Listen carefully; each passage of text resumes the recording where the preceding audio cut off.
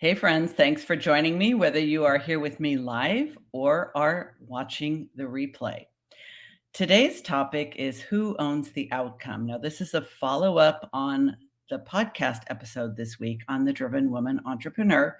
However, if you haven't had a chance to listen to it yet, you don't need to listen to it before you listen to this. Now, if you do client work, and again, most of the people that I work with as a business strategist and coach are consultants, other coaches, independent professionals, creatives, and other small business owners, such as agency owners. So we do client work. And when you do client work, you are having relationships with people more likely than you're having situationships or transactionships. So I think a lot of the rules that apply to dating and other types of relationships also apply to client work. Why? Because we're human beings and we're dealing with other human beings. Now, creating predictably good outcomes for the vast majority of your clients, I mean, isn't that the dream of everyone who does client work? Nobody wants to have bad outcomes. And yet, they do sometimes happen, don't they? Even to me. Even now, and I'm a very, very experienced professional who has been working with clients for many, many years. So it's not realistic to have the expectation that you're never going to have a negative, less than ideal, disappointing outcome. They happen. But there's an awful lot that you can do to prevent negative outcomes, to prevent disappointing outcomes, prevent even surprising outcomes. And most of that is stuff that you can do ahead of time, which is great because once you're already in a relationship, it just has different dynamics. So we are talking about expectation management from the get go. So I'm going to be very specific about the various ways that we can improve our client outcomes by doing things ahead of time. And also, I'll be sharing some things that you can do during the client engagement, whether you're working as a consultant, an independent professional, a coach, or a small agency owner. So, what are some of the things that you can do ahead of time? Well, first of all, recognize that when you are working with human beings, even if you are doing like a done for you service where there's not a lot of client contact during the engagement, you're always managing expectations, yours and theirs.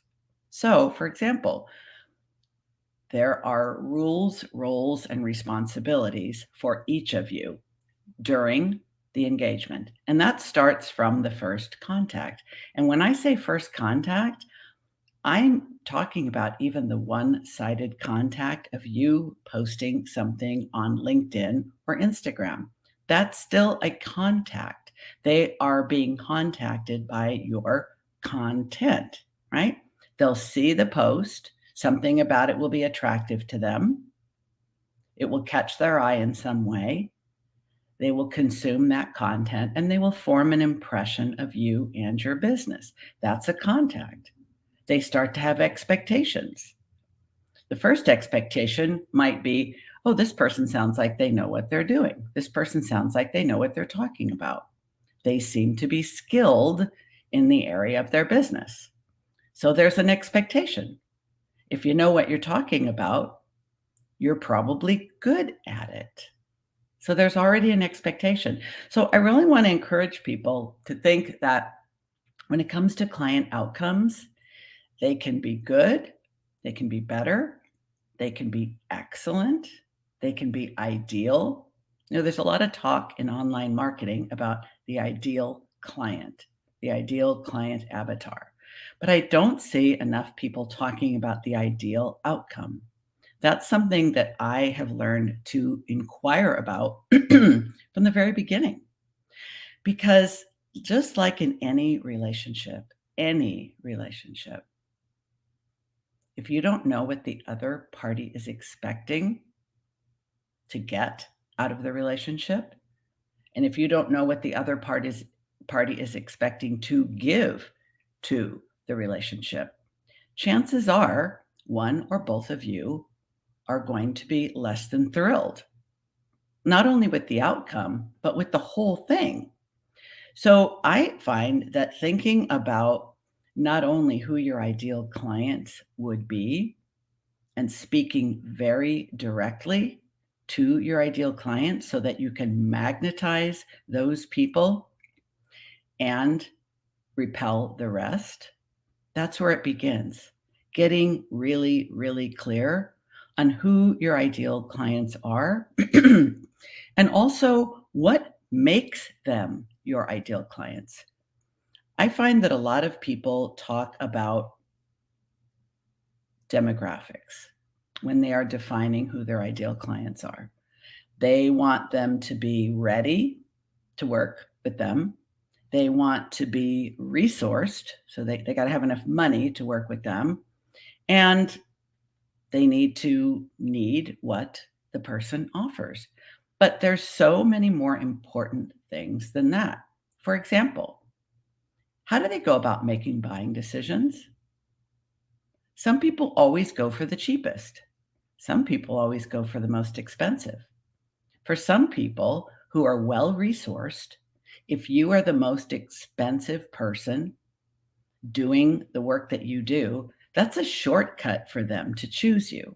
However, most people who are well resourced, who automatically choose the most expensive person, have the expectations that because they're paying the most, you should be the best.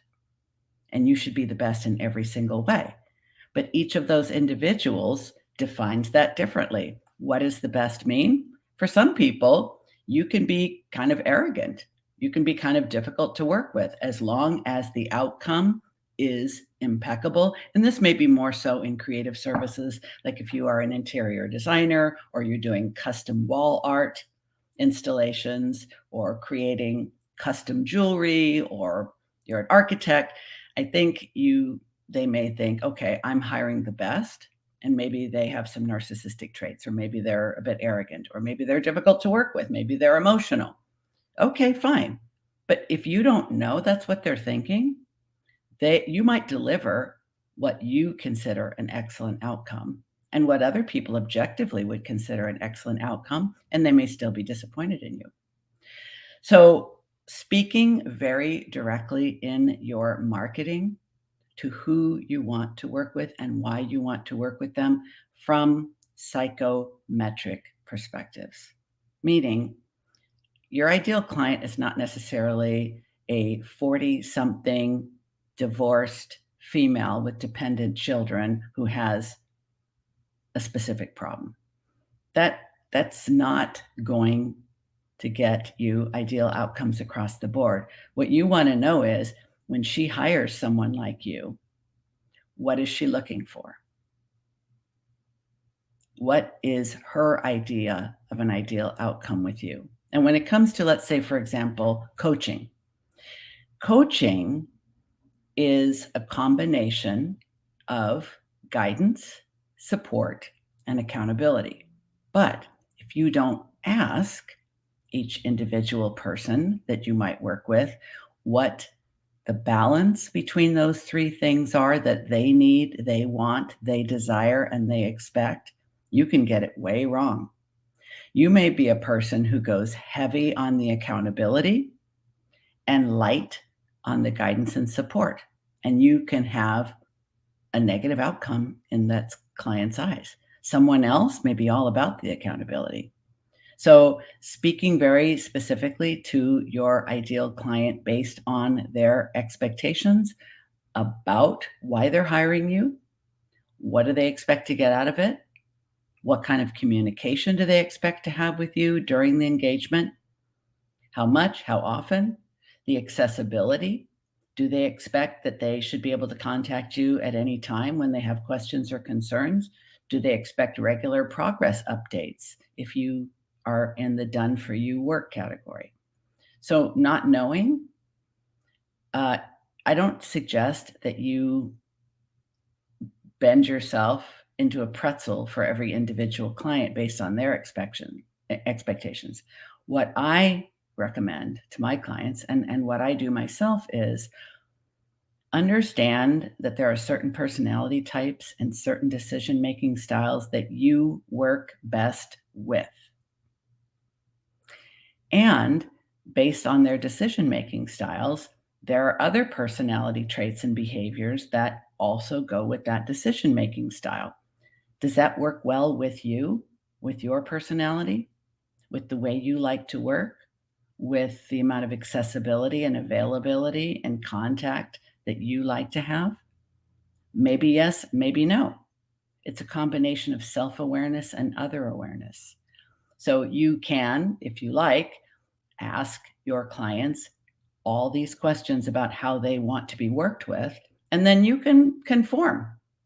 Or you can decide, I work best with people like this, and then only speak to those people in your marketing.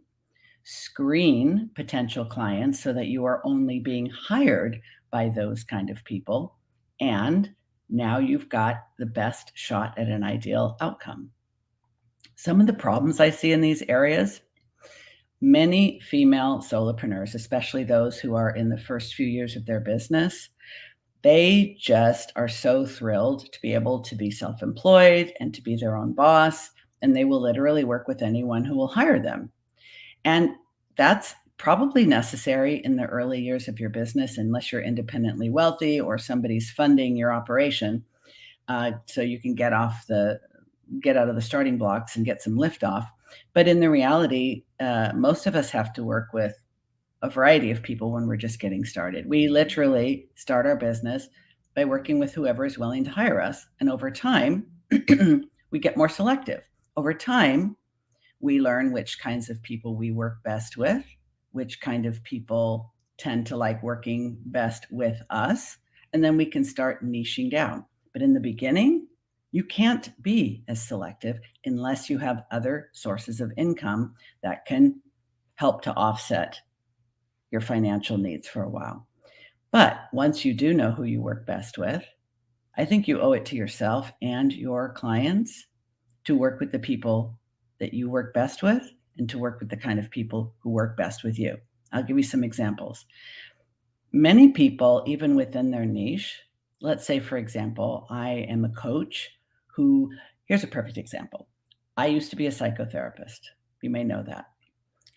For the last 7 years of my career, I was a psychotherapist in private practice. Once I became a coach, I started attracting therapists who wanted to become coaches. I could have had a business built completely around that. I could have been a consultant for therapists who want to become coaches. Now, that might seem like a niche. That may seem like a well-defined niche, but it actually isn't. Because some of those people expect a tremendous amount of hand-holding. They expect to be told, do this, then do this, then do this, then do this. And in addition to that level of specific guidance, they would expect a lot of emotional support, and they would expect a lot of accountability from me to make sure that they were taking those steps. That didn't sound like a good time for me. I could have said, I work with therapists who want to become coaches who are relatively self-directed, but they need to know the specific benchmarks. They need to know the specific priorities. They need to know the specific order of how to make that transition. That would have been a low maintenance client for me. So knowing how much you're willing to do to ensure your client's success is extremely important, because then you can be very clear about what they can expect from you in your marketing, in your screening, in your client agreements, and everything that follows. So I'm going to walk you through my process so this all makes sense. I know what kind of people I work best with, and I know what kind of people I'm willing to work with, even if they're not my best fit clients. So I kind of know my range. And I try to market clearly to these people. I try to include in my various marketing, social media, networking, speaking, the podcast, email, and so forth, I try to be very clear about how to know if I'm the right person for you, how to know if this is the right time for us, how to know if you're basically ready. So I need to be the right person for the right reason at the right time. That being said, once they've been attracted, once they decide to sign up for a free consultation, that's kind of a goodness of fit check. Before they can get on my calendar, I have a list of questions that I ask them in the scheduling process. Some people, in fact, many people, once they see those questions, they opt out. They do not complete the scheduling for the free consultation. This is a good thing. This is a very good thing. Because if they start to read in the scheduling questions what my expectations are of them, and they say, "Oh, that no, that's not what I no, that's not what I want. That's not what I am here for. That's no, that's not going to work for me." And they do not complete the scheduling, that's perfect. Because you don't want to spend 15, 20, 30, 60 minutes on a consultation screening with someone who shouldn't be there. So it saves them time, it saves you time, and I think that's very respectful. Letting people know what it actually takes to be successful working with you before they make the decision to work with you, before you give them an invitation to become a client. Another reason for doing this, honestly, is reputation management. Because when people are unhappy, they don't usually blame themselves, they usually blame you. And they go straight to social media and start to talk about their negative experience with you. Or even if they don't post about it, they'll tell others. So, doing a good job of setting expectations and managing other people's expectations before they have the opportunity to work with you is one of the most important and smartest things I think you can do to manage your reputation, to protect your reputation. So, we've talked about establishing who your ideal client is and why they are your ideal client and marketing that clearly. Then we have the screening process. And again, this has to fit with your business model. Not every business needs to screen individual clients, but the type of businesses that I tend to advise do. We are talking about a high touch, more high value kind of work. So if someone invests in working with you and they're not happy, that's a problem. And that can become a big problem. So it's one that we want to try to avoid as much as possible. So identifying clearly who your ideal client is and why they're your ideal client and communicating that clearly through all your forms of marketing, that's the first level. Second level is the screening process, which I've already talked about. Third level is the language in your client agreement. Some may call it a contract. I am very explicit in my client agreement about the rules, roles, and responsibilities for myself and my client. Now, most people do not read agreements carefully. And whenever I see a long ass agreement with really tiny print, I just skip to the bottom and sign. Most people do that. For that reason, I block off every section and they have to initial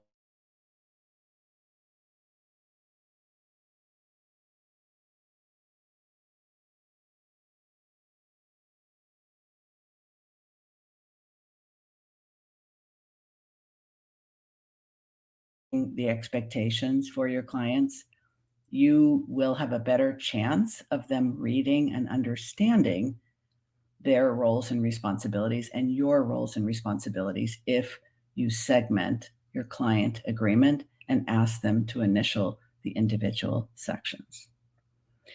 The next thing I recommend is before you get started, you have a getting started questionnaire. Now, this doesn't have to be long, it doesn't have to be involved. And even though you've asked them about their expectations before they got on a consult with you, and even though during the consult you talked about expectations, People forget and people change their mind and people don't remember what you said. This is so true of all kinds of relationships. It's always fascinating to me how many of us know this when it comes to friendships, dating, intimate partnerships, romantic relationships, but we somehow forget all about it when it comes to business relationships. I think the best way to have the best outcomes the most consistently is to ask at every opportunity how they're doing, how the two of you are doing. How do they feel about working together? Is it what they expected? Is it progressing in the way that they expected? Do they have questions? Do they have concerns? You're not fishing for compliments and you're not looking for problems. You're building expectations and checking on those expectations at periodic intervals throughout the relationship. I work with people one on one for a minimum of 3 months. So they are asked some questions when they get on my consultation calendar. We will talk about those things more deeply during the consultation. If I give them an invitation to become a client, I will send them a getting started questionnaire so that we're further clarifying their desired outcomes, their expectations, and reminding them of who's going to do what. And then once the work begins, I still periodically ask, not because I'm anxious and not because I'm insecure, but because I choose to work with people that I am 100% confident that I can have an outstanding outcome with. And I am working for that outstanding outcome one step at a time. It's like a dance. I may know my steps, but I can't assume they know theirs. And I also can't assume that we are going to be good dance partners. So, in order to protect my reputation, in order to be able to enjoy my work to the fullest extent, be really excited about working with my individual clients and the outcome that we are co creating, because I get very involved. I am all up in their biz shiz. And because I work holistically, I'm working with their business and them as a business owner at the same time. So I'm very involved, I'm very committed, and I'm working hard for that outcome right alongside them as their co pilot for this particular journey. I may ask them, was this helpful? Are you hearing from me often enough? Is this what you expected? And one of my good friends, a consultant that I've worked with over the last year, she often asks when I meet with her what outcome I would like to accomplish during a specific call. And at the end of that call, she asks me if I got my needs met in so many words. Now, depending on the nature of the work that you do, asking someone at every single meeting, are you getting your needs met, might feel unnecessary, might feel almost weird. So take everything I say, it's offered with an open hand, accept what applies to you and your business, and leave the rest. This isn't for everybody. And your business may not require all of these steps. So you get to decide which ones to include and which ones to ignore. You may decide after listening to this or watching this, you know what? I am going to ask some more questions before I schedule a consultation with someone. And I am going to break down the different segments of my client agreement and ask them to initial. And then the rest, ignore. It's your business. You get to do what you want. I'm walking you through my process and I'm walking you through what I have helped a number of my clients do because it also works for their business model. So finally, when we reach the end of the agreement, and usually when I'm a few weeks away from the end of our engagement, if it's clear to me that we have accomplished everything that we set out to accomplish, we have created all of the deliverables that we set out to create, we have checked all of the boxes, then I'm getting ready for the celebration. If I realize that we've made a tremendous amount of progress and we have actually met their goals, but there's a whole other level that we could go to together if we both decided to continue the work, I'll propose that. And I'll say, hey, we're getting close to the end of our engagement, and I want to review all the things that have been accomplished and check in with you and see whether you have an interest in continuing to work together. I'd like to share with you how I think that might look and what the benefits would be. If they're not interested, they're not interested. They're still going to be on my email list, and I will circle back around to them later because many business owners like to work with someone like myself for a period of time and then take a break and then come back later to address other issues in their business, or because they're at a different level and they're encountering new problems and they want guidance, support, and accountability. I end every engagement with a request for feedback. This may sound excessive to you, and you get to decide how much of it to apply to your business and how much of it you don't think you need. But I'll tell you, I very rarely have surprises. I very rarely feel like, oh my gosh, what was I thinking accepting this client? This is a nightmare. I have had those experiences in the past, and I have talked about them in a variety of places. I think I owe it to myself and my clients to choose them as much as they're choosing me. And my criteria is, are they ready and are they right? And am I the right person to help them reach their goals at this time?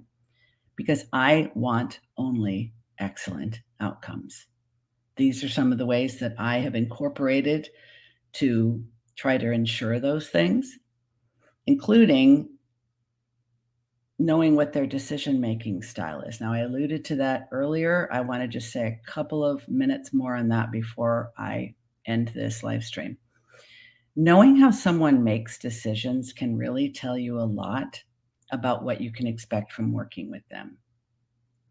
Many entrepreneurs, and I work with a lot of entrepreneurs, tend to be very impulsive. They tend to be quick starts. They tend to make decisions very rapidly, and oftentimes without exposure to a lot of other options. A lot of entrepreneurs have ADHD. I have ADHD. There's no judgment here. Many of us are impulsive decision makers. And it's like, I see it, I hear it, that sounds good, boom, I'm in. Not a lot of thinking, not a lot of planning, not a lot of figuring out, is this the right time? Is this the right person? Can I fit the investment of time, energy, and money into this engagement at this time? So I understand if a person has an impulsive decision-making style, while it might be very flattering that they want to hire me, it doesn't necessarily mean we're going to have an ideal outcome. As a matter of fact, they may sign up to work with me and schedule their first meeting a couple weeks later and completely forget that they signed up to work with me in the meantime. That has happened. That doesn't feel good. And I'm not saying I don't work with impulsive people, because I do.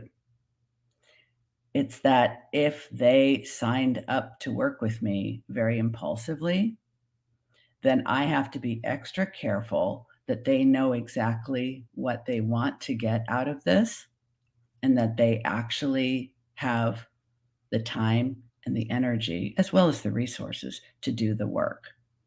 I can't be dragging someone through an engagement. It's just going to be painful, and they'll resent me, and I'll resent them.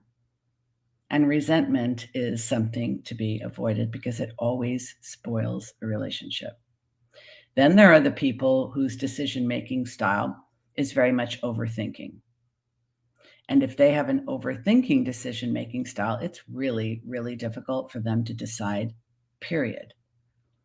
This reveals itself in the people who give extremely long answers in my scheduling questionnaire. So I ask about it. Is it hard for you to make decisions? What do you usually go through in your decision-making process? Does it matter, if it's an you consider it an important decision, a less important decision, or do you struggle with all decisions? Because we're gonna be making a lot of decisions together through this coaching engagement. How difficult is that going to be for you? And once you've made those decisions, do you have a tendency to ruminate about whether they were the right ones or not? And do you have a tendency to second guess those decisions and think, oh, I'm not so sure I did the right thing. Maybe I need to uncheck that box. These are things I need to know ahead of time. And there's every other decision making style in between. You got the impulsive people on one end of the spectrum and the overthinkers on the other, and there's a lot of people in between. But I wanna know what their decision-making style is ahead of time so that I can decide if they're actually a good client for me based on what I'm able to work with, what I'm willing to work with, and also what the relationship dynamic is going to feel like throughout the engagement. If they make decisions really impulsively, chances are when I say, "Do you want me to send you this worksheet?" They'll say yes, and then they won't do it. And that's okay, but I like to know that ahead of time. And then the people who are the overthinkers, they want all the worksheets. They want all the extra stuff. They want all the stuff. But then they're gonna get stressed out and feel overwhelmed when they actually try to do all the stuff. Because if there are questions in the worksheets, they're going to give really long answers. So these are just some things to know about ahead of time so that you can decide, is this a good fit for me? Am I a good fit for them? And let's talk about what our relationship dynamics will be like so that when we get to the end, both of us are going to be very, very satisfied. I hope that this has been helpful. I hope that some of these suggestions are ones that you can incorporate into your consulting, coaching, or professional services business. Thank you for being here with me today. Have an awesome weekend, and I'll be back 1 week from today. See you then.